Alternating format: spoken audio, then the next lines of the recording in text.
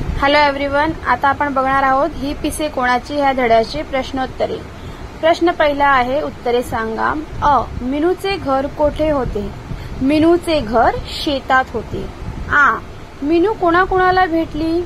मीनू मोर, कबूतर, कोंबडी, बदक यांना भेटली।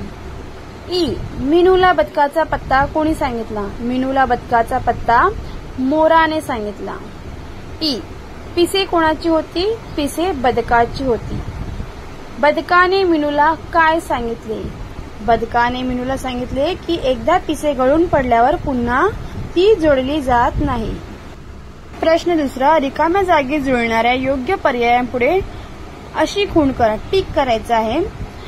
पिसे सापडल्यावर मीनूला आता काय वाटले ते लिहायचं आहे तुम्हाला। अ आहे, पिसे कोणाची आहेत हे माहिती करून घ्यायची होती तिला।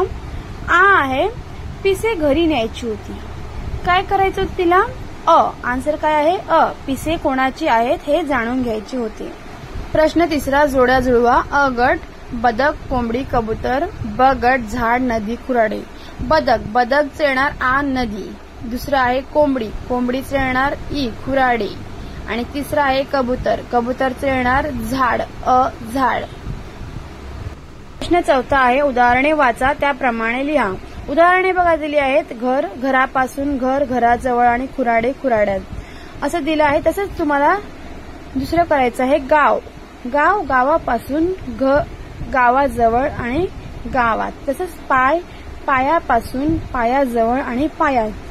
नंतर आहे तळे, तळ्यापासून, तळ्याजवळ आणि तळ्यात। नंतर आहे घरटे, घरट्यापासून, घरट्याजवळ आणि घरट्यात।